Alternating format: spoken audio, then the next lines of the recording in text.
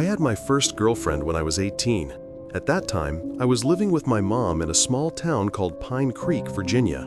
My parents split up when I was 12, so it was just my mom and me most days. My girlfriend and I both worked part-time jobs after school. I stocked shelves at a hardware store, and she worked the evening shift at a small bakery downtown. It was a Friday night, no homework, no responsibilities, so I asked her out. She said yes immediately. After work, I picked her up and we went to this cheap little Mexican restaurant near the highway. It wasn't fancy, but it was all I could afford. We laughed, ate way too many chips, and talked about college plans. By the time we left, it was dark outside. She wasn't ready to go home yet, and honestly, neither was I. But everywhere else cost money, and I didn't have anything left in my wallet. So I told her, let's go for a night drive. Just us. She smiled and agreed. I drove us through town, then took a long road that cut through the woods. One of those old county roads with no houses, no signs, nothing but trees and silence. After a few miles, the pavement ended and turned into a rough gravel road. That's when I felt it, the sudden urge to pee. I told her, and she laughed and said she had to go too. I pulled over onto a small dirt clearing beside the road. The moment we opened the doors, something hit us. A smell. Rotten, sour, thick, like something dead had been sitting in the heat for days.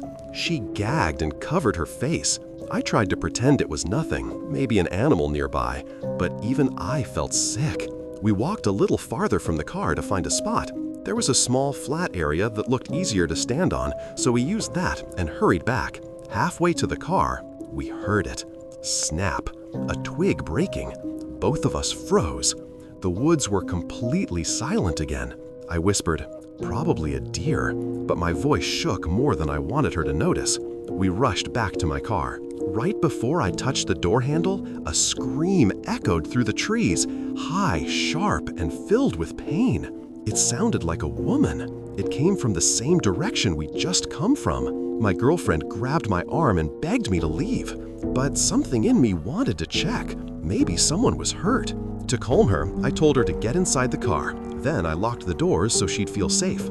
I walked toward the noise with my phone flashlight ready, but every step made my stomach twist harder. When I heard another scream, closer this time, all my courage vanished. I didn't go any further. Instead, I lifted my phone, turned on the flash, and took a picture toward the darkness. The flash lit up something I still see in my nightmares. A man standing between two trees, wearing a dirt-stained gray hoodie, and behind him, a green plastic tarp laid out flat on the ground. He wasn't moving. He wasn't talking. He was just staring straight at me. I didn't wait. I sprinted back to the car, unlocked it, and screamed at my girlfriend to buckle up. Then I floored the gas and didn't look back. My girlfriend kept asking what I saw. She could tell by my shaking hands something was wrong. I didn't answer until we were miles away, back near the town lights. When we finally reached her house, we went straight inside and shut all the curtains. Then I showed her the photo. The man's eyes were glowing from the flash. He was holding something in his right hand. I still don't know if it was a knife or a tool. She let me stay the night because neither of us felt safe. It was the longest night of my life. We broke up a couple years later, but we're still friends. I'm 24 now, and she's 23. But sometimes, when we talk about old memories, that night always comes up. I will never forget the smell, the screams, or the man standing beside that tarp in the woods. Last winter, I was driving from Boston to northern New Hampshire to spend a weekend skiing with my friend Mark at his family's rental cabin. At the time, I owned two vehicles, a 2015 Subaru WRX and an older 2004 Chevy Tahoe. Because of the heavy snow forecast, I decided to take the Tahoe. It wasn't pretty, but it handled winter roads better. I left Boston around 8:30 p.m., and by the time I got deep into New Hampshire, it was close to 11. The roads were empty. No streetlights, no other cars, nothing but falling snow and the sound of my heater blasting. I was only about an hour from the cabin when things started to go bad. Without warning, my Tahoe jerked, the RPM spiked, and smoke started rolling out from under the hood. The temperature gauge shot up into the danger zone. I cursed under my breath and pulled off onto the shoulder of Route 91, a narrow stretch cutting through nothing but pine trees. My reception was terrible, 1 bar, sometimes none. I popped the hood, but with the snow dumping down and steam blowing in my face, I couldn't tell if it was a blown hose, a leak, or something worse. I got back inside the truck to warm up. The Tahoe didn't overheat while idling, so I kept it running and tried calling Mark. The call failed 3 times, then finally went through long enough for me to tell him my location. He said he'd leave right away and gave me the number of a towing company he trusted. I tried calling them, but again, failed calls. At this point, I was freezing, tired, and frustrated. 10 minutes later, a pair of headlights appeared behind me. A small Honda slowed down, and the driver's side window rolled down halfway. A man in his mid-40s leaned over and asked, "You all right? Need help?" I told him my truck overheated and asked if I could use his phone since mine barely had service. He hesitated, not long, but long enough to feel strange, then handed over his phone. I called the towing company and finally got them. While I spoke, the man stared at me without blinking, not smiling, not talking, just watching. I tried not to look bothered and handed him his phone back. He took it, nodded once, and drove off without another word. His taillights disappeared into the heavy snowfall, and I sat alone in the silence again. 20 minutes crawled by. I played games on my phone to pass the time, trying to ignore the feeling that something was off. Then, bang! Something slammed against my rear driver's side door. I jerked my head around, hard hammering. There was a figure outside, trying the door handle. I couldn't see his face, just a heavy black coat and the outline of a hood. He yelled, "Open the door, please, I'm freezing, I need help." But the way he yelled, something was wrong. It didn't sound like someone asking, it sounded like someone demanding. I cracked the window an inch, just enough to talk. "What happened? Are you hurt?" The man stepped closer, and the dome light caught part of his face. It was the same man from the Honda, but now he looked angry, desperate, his breath fogging the glass. He slammed his hands on the window. "Open the door! I said open it!" I immediately rolled the window back up and locked all the doors again. He tried every handle, pounding so hard I thought the glass would crack. I yelled at him to back away or I'd call the police. He stepped back, then suddenly sprinted toward my front passenger side, slamming his shoulder into the door like he was trying to break it open. That was all I needed. I put the Tahoe in drive. The engine screeched from the heat, but I didn't care. I floored it down the snowy road. As I came over a hill, I saw something that made my blood go cold. The same Honda that stopped earlier was parked on the shoulder, lights off.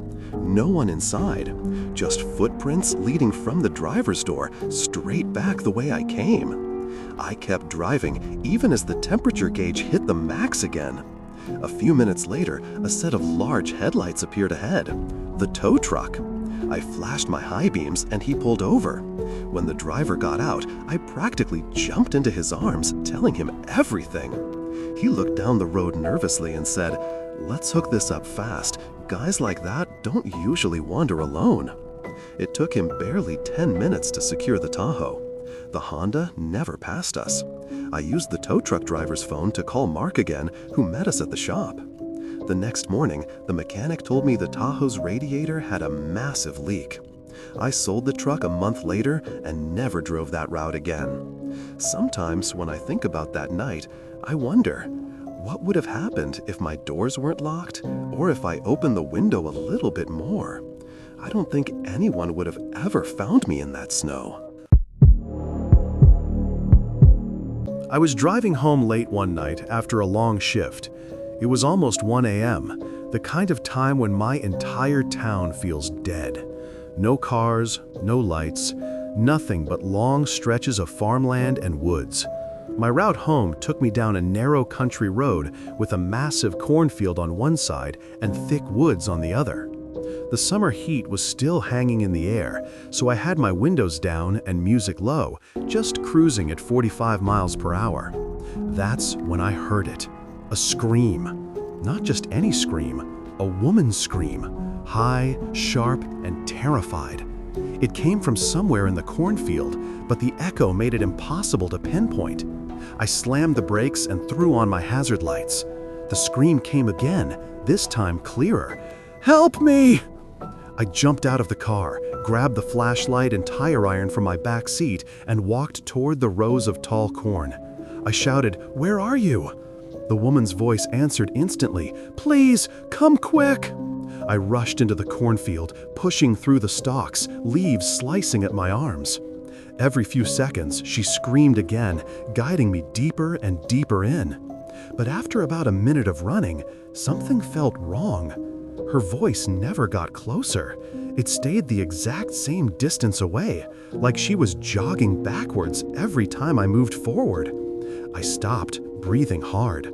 I yelled again, "Tell me where you are. What direction?" 5 seconds of silence. Then the scream came again, but this time it didn't sound panicked. It sounded calculated, as if she was copying the exact same tone as before.